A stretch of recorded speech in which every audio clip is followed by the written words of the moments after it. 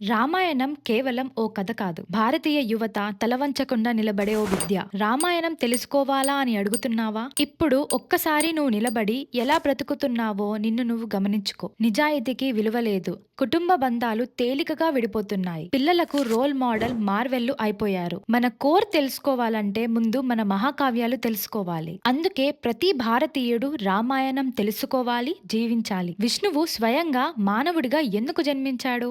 ఎందుకు తన తమ్ముళ్లను, భార్యను, రాజ్యాన్ని పక్కన పెట్టి అరణ్యానికి వెళ్ళాడు? ఎందుకంటే రావణుడు బ్రహ్మదేవుని నుండి ఓ వరం పొంది దేవతలు అతన్ని చంపలేరని అనుకున్నాడు. కానీ మానవుణ్ణి తక్కువ అంచనా వేశాడు. అందుకే విష్ణువు రాముడిగా జన్మించి ధర్మాన్ని నిలబెట్టాడు. ఈ రోజు యువతకు మానవత్వం ఎలా ఉండాలో చూపించదగ్గ హీరో ఒక రాముడు మాత్రమే. రాముడు ఏకైక దేవుడు. శత్రువులను చంపడం కన్నా ముందు తన కోపాన్ని తానే ఎదుర్కొన్నవాడు. తండ్రి మాట కోసం తన రాజ్యాన్ని వదిలేశాడు. భార్యను విడిచిపెట్టి తన బాధను మింగుకున్నాడు. శత్రువు మీద కూడా ధర్మాన్ని పాటించాడు. తీర్పు కోసం తలవంచలేదు. శత్రువును చంపే ముందు సత్యాన్ని నిలబెట్టాడు. ఈ రోజు మహిళల్ని కేవలం గ్లామర్ పాత్రలో చూపించే రోజుల్లో సీతామాత ఓ శక్తి రూపిణి. సంయమనం, ధైర్యం, ఆత్మగౌరవానికి రూపం. రావణుడి అందం, శక్తిని, రాజ్యాన్ని తిరస్కరించింది. అగ్ని పరీక్షను ఎదుర్కొంది. తల్లి, భార్యగా పరాకాష్ట స్థాయిలో నిలిచింది. లక్ష్మణుడు అన్నయ్య రాముడితో పాటు 14 సంవత్సరాలు అడవిలో జీవించాడు. తినకుండా, నిద్ర లేకుండా రక్షణ చేశాడు.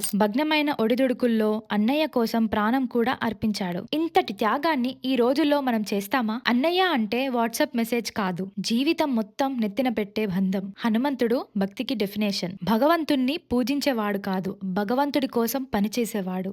లక్ష్మణుడికి సంజీవని తెచ్చాడు. సముద్రం దాటి లంకలోకి ప్రవేశించాడు. సీతామాతకు భరోసా ఇచ్చాడు. చివరికి రాముని పేరు లేకుండా ఒక్క శ్వాస కూడా తీసుకోలేడు. రామాయణం వల్ల మనం దేవుడికి దగ్గరవ్వడమే కాకుండా మానవుడిగా మారతాం. అక్కడ ఉన్న ప్రతి పాత్ర మనకు ప్రతిబింబం. రాముడి నీతి, సీతామాత సమర్పణ, లక్ష్మణుడి త్యాగం, హనుమంతుడి విశ్వాసం. ఈ రోజుల్లో డైరెక్షన్ లేకుండా బ్రతికే మన యువతకి రామాయణం ఒక GPS లాంటి గ్రంథం. ఈ వీడియో చూసిన ప్రతి ఒక్కరూ మీ జీవితంలో ఏ పాత్రను నీవు జీవించగలవో కమెంట్ చేయండి. జై శ్రీరామ్.